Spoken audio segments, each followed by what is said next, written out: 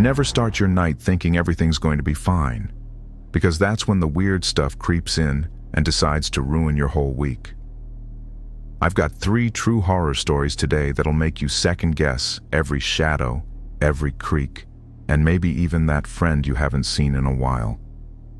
What happens when a quick catch-up turns into a night you can't explain, or when a family camping trip goes from relaxed to pure panic? Stick around. These are real, they're disturbing, and they're gonna leave you with questions you don't want answered. So, I've been sitting here way too long scrolling through these stories people sent me, and my coffee's ice cold now because I can't stop reading. These aren't your typical ghost tales or slasher movie knockoffs. These are things that happen to regular people, the kind who never thought they'd end up with a story like this. I've got 3 of them lined up, all messed up in their own way, and they've got that slow burn creepiness that sticks with you. Picture this: a guy crashing at his buddy's place, a family just trying to camp for the weekend, and a kid hearing something he shouldn't. They start normal, then twist into something that makes your skin crawl. I'm not here to sugarcoat it. These are raw, unfiltered, and way too real. Let's dive in. First story's about a guy. Let's call him Jake. And the problem's simple at first. What do you do when you stay over at a friend's house and realize something's off? Like really off. Jake's from Louisiana, and he'd been in Austin for a few days, kicking it with some friends. It's a haul back home. Think 8 or 9 hours in the car, depending on traffic. So when his old high school buddy Tom slides into his Instagram DMs, he's stoked. Tom's like, "Yo, I'm an hour outside Austin, you should swing by." It's on Jake's route anyway, and they haven't hung out since graduation, so he's like, "Yeah, why not?" Big mistake, but he doesn't know that yet. Jake punches Tom's address into his GPS, and it's about an hour and a half away. He's driving through these quiet Texas back roads. Nothing but fields, scraggly trees, and the occasional gas station that looks like it's been abandoned since the 90s. The sun's dipping low, painting everything orange, and he's got the windows down, letting the warm air whip through the car. He's thinking about old times with Tom. Dumb stuff like skipping class to grab burgers or sneaking into football games without tickets. Feels good, you know, that nostalgic buzz. He pulls up to Tom's place right as the light's fading. The house is old school, not trashed or anything, just aged. Like it's been sitting there since the 60s, soaking up time. The wooden porch sags a little, and when Jake steps on it, it creaks loud enough to make him wince. There's this smell, too.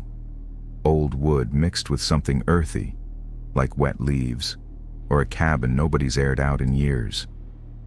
Tom swings the door open before Jake can even knock, grinning ear to ear, and yanks him into a hug that smells like cheap cologne and sweat. "Man, it's been forever," Tom says, dragging him inside. It's like no time's passed. They're right back to joking around like they're 17 again. The inside's a total throwback.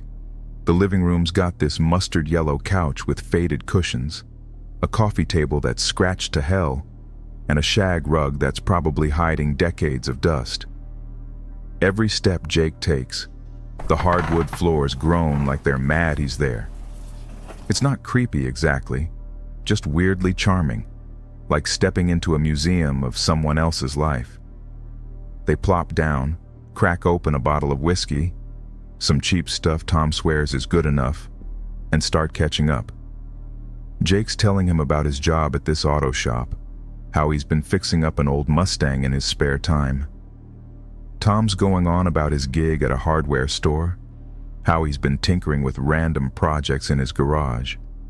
One drink turns into 2, then 3, and Jake's feeling it. The room's getting warm, the walls feel closer, and his head's buzzing like a busted radio. It's maybe 5 p.m. when they start, but time slips away fast, By 9 or 10, Jake's slurring his words, laughing at stuff that's not even funny anymore.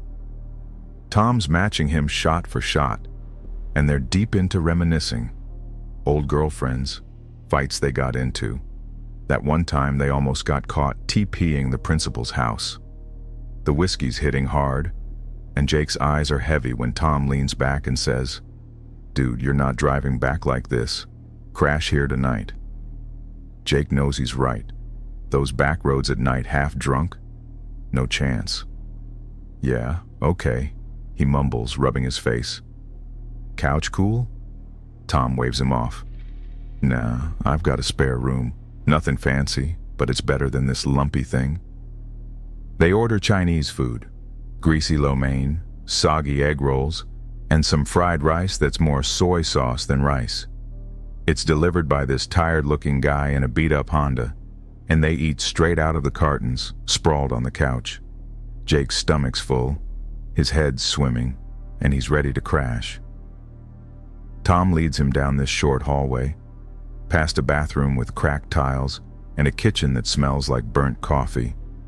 The spare room's at the end, small, with a twin bed, a rickety nightstand, and a closet with a sliding door that's off its track. The air's thick, like nobody's opened a window in months, and there's this faint, musty smell, like old books or damp clothes. Jake's too wasted to care. He kicks off his shoes, flops onto the bed, and he's out, before he can even pull the scratchy blanket over himself. Middle of the night, he snaps awake. His mouth's dry as hell, his tongue feels like sandpaper, and his head's throbbing like someone's hammering nails into it. The room's dark, just a thin strip of moonlight sneaking through the blinds, casting these long, jagged shadows across the floor. He's lying there, trying to piece together where he is, when his eyes drift to the corner. On the closet door, there's something hanging, a long, dark shape. At first, he thinks it's a trench coat on a rack, black and heavy, swaying just a little, like a breeze he can't feel. But as his vision sharpens, it doesn't add up.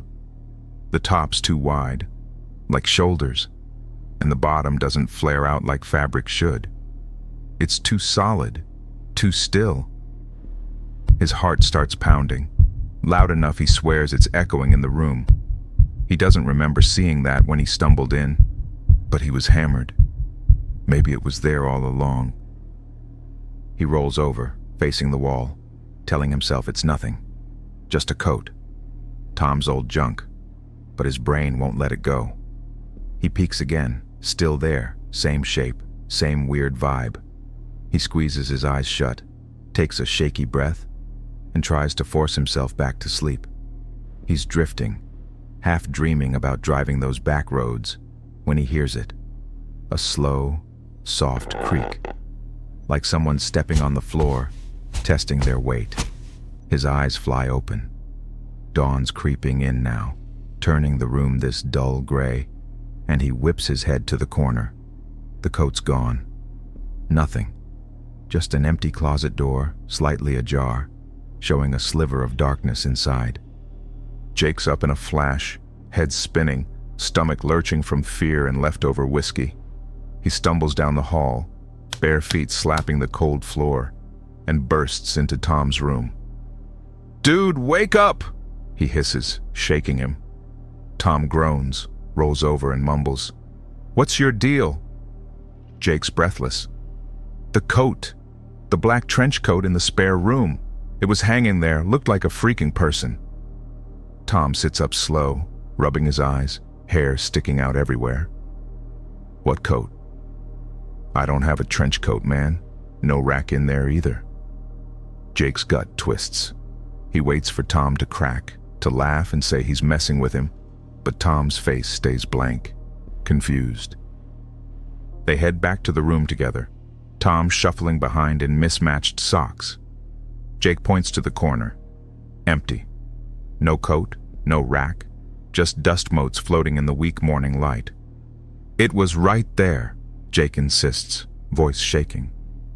"I woke up saw it, fell back asleep, then woke up again, and it was gone. Tom scratches his head, squinting at the closet. You sure you weren't dreaming? We drank a lot. Jake's adamant. I know what I saw. They checked the house, every room, every closet, under the beds, even the creepy basement with its cobwebs and flickering bulb. Nothing's out of place. No signs anyone broke in. Just that stale, heavy air everywhere.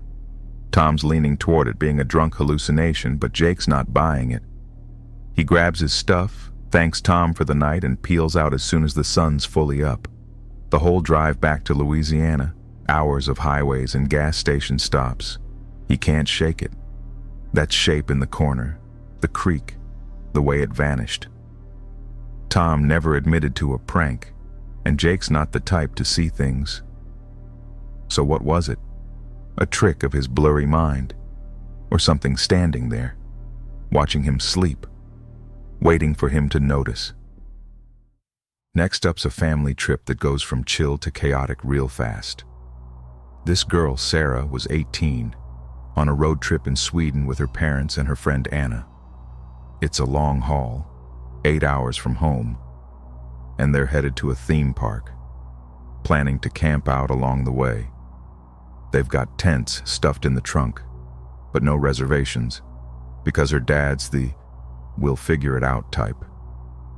They roll into the city where the park is late in the day, too tired to do anything but find a spot to crash. The park's tomorrow's plan, so they need a place tonight. Her dad's on his phone, scrolling for campsites. He finds one close by, maybe 20 minutes out, and calls. No dice, fully booked. Some big soccer tournaments got every spot locked down. He tries a few more, but they're either hours away or charging insane rates. Sarah's in the back seat with Anna, watching her dad's face get redder with every call. Finally, he sighs and says, "Guess we're camping wild tonight." They punch a nature reserve into the GPS, a gravel parking lot surrounded by forest, about 30 minutes from the city. It's their best shot. They get there as the sun's setting, turning the sky this deep pinkish purple. The lot's small, just a patchy stretch of gravel with tall pines boxing it in. A narrow path leads to a beach 10 minutes away, rocky, with waves lapping at the shore. A few hikers are milling around, packing up for the day, and Sarah's dad asks a woman with a backpack if it's cool to camp. She nods, says, "Yeah, it's fine. No one checks parking here." They debate setting up on the beach, but Sarah gets this weird feeling, like the open space is too exposed. They stick to the lot instead. As they unload, Sarah notices a car parked way at the far end. It's old, beat up, with rust eating at the hood and tires that look half flat. No one's inside, windows dark, and it's just sitting there, alone. It's evening now, maybe 7 or 8 p.m., and the beach is empty. The hikers are gone. Who leaves a car like that out here? She shakes it off, helps her dad wrestle the tents out of the car. Her parents take one, a big blue one with a sagging rainfly, and she and Anna share a smaller green one, both pitched close enough they can hear her dad snoring later. It's a hassle getting the tents up. The ground's uneven, littered with rocks, and the poles keep slipping out of her hands. By the time they're done, it's pushing 10 p.m.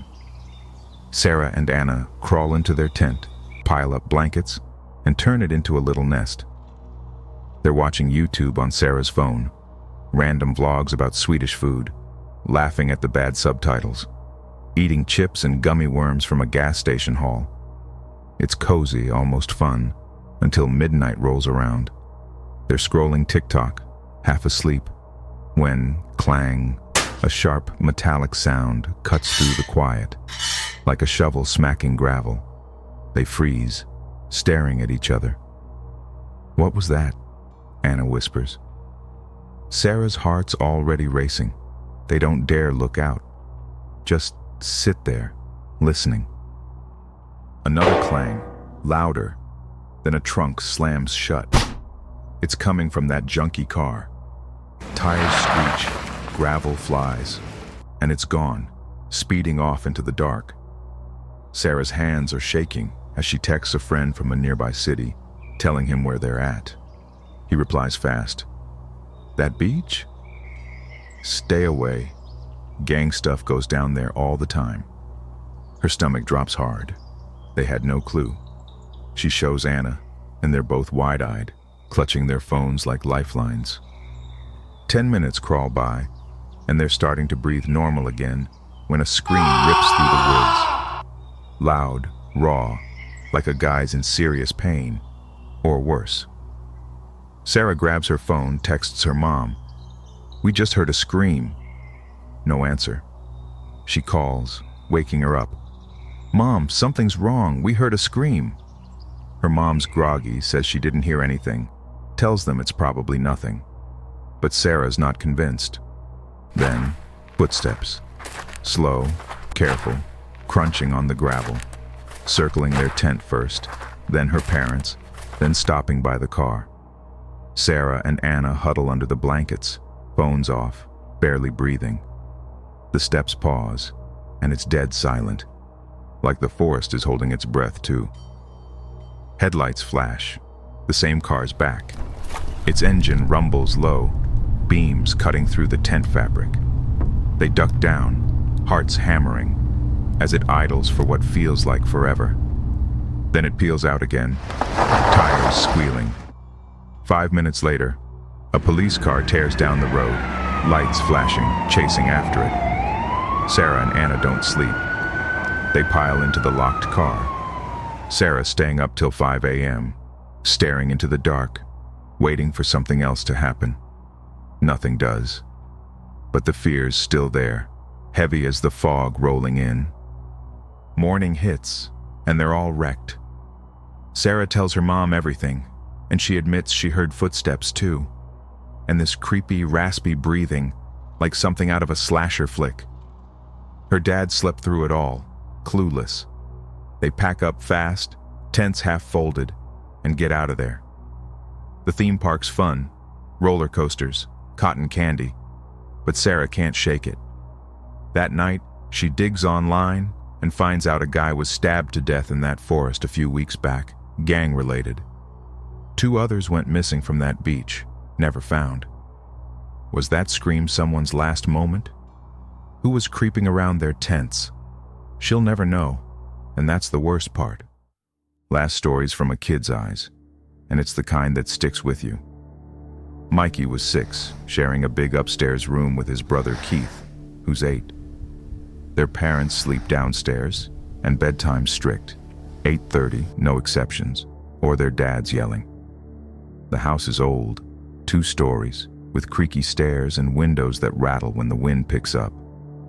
One night, Mikey's dead asleep, dreaming about cartoons or something, when Keith shakes him awake. "Shh, be quiet, listen," Keith whispers, eyes wide in the dark. Mikey's groggy, annoyed, but he listens. There it is, their mom's voice, soft and faint, calling, "Keith, Mikey," from downstairs. Mikey sits up, rubbing his eyes, ready to go see what she wants, maybe a glass of water or a late-night hug, but Keith grabs his arm, hard. That's not Mom. Mikey's pissed now, thinks Keith's just trying to scare him, like when he'd hide under the bed and grab his ankles. "Quit it," he hisses, but Keith's dead serious. "Listen closer." Mikey shuffles to the bedroom door, barefoot on the cold floor. Outside's a little hall, bathroom on one side, a spare room their grandma uses sometimes, and the stairway door to the right. He presses his ear to the wood, and there it is again. Keith, Mikey. Clearer now, but weirdly quiet, like a whisper through a wall. "It's Mom," Mikey says, reaching for the knob. But Keith's shaking his head, pale as the moonlight spilling through the curtains. No, it's not. Mikey's stubborn. He's the little brother, always trying to prove he's not scared. He unlocks the stairway door, cracks it open slow to keep it from squeaking. At the bottom of the stairs, lit by the faint glow of a nightlight, there's a woman's silhouette. But it's wrong. Too tall, too thin, not their mom's familiar shape. She tilts her head and says, "Hi, sweetie. "Hi, sweetie, come down. in this syrupy voice that makes Mikey's skin crawl. He slams the door, locks it, and bolts back to the room, locking that door too. He's crying now, snotty and shaky, and Keith's whispering, "I told you." They don't know what to do. Too scared to run, too freaked out to stay quiet. They count to 3 and start screaming, stomping on the floor like it's a drum. "Help! Mom! Dad!" over and over till their throats hurt. It doesn't take long. Footsteps pound up the stairs, and their parents barge in, banging on the locked door. Their dad's mad at first. Why's this locked? But when they open it, and he sees Mikey sobbing, Keith trembling, he switches to worry. Their mom's right behind, hair messy from sleep, asking, "What's wrong? What happened?"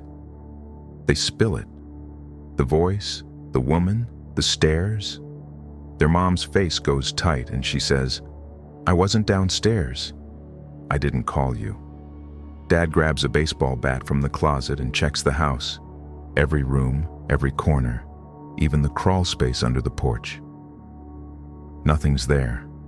No broken windows, no footprints, just the usual hum of the fridge and the wind outside. Later, Mikey and Keith peek out the window and see a police car parked in the driveway. Someone rang the bell. They beg their parents to explain, but they just say, it was probably a random intruder, and tell them to lock the doors from now on. Weird thing is, their mom's voice shakes when she says it, and their dad won't look them in the eye. Years later, Mikey brings it up at a family dinner. He's older now, pushing 20, but it still bugs him. His parents shrug it off. Just some weirdo, don't worry about it. But there's this flicker in their mom's eyes, like she knows more. How'd that woman know their names? Was she in the house before they woke up, waiting? Mikey's gut says his parents recognize that voice, and they've kept it quiet to protect them from something worse. These stories don't tie up nice and clean. Jake's still driving himself nuts over that coat, or whatever it was. Sarah's got that scream echoing in her head, wondering if she dodged something awful. Mikey's left guessing who was calling him, and why his parents won't talk. Real life doesn't hand you answers. It just leaves you with that cold, prickly feeling that won't go away. These aren't the kind of tales you shake off easy. They're the ones that make you check the corners of your room at night, listen a little harder to the quiet. If this got under your skin, hit that subscribe button. I've got more coming your way.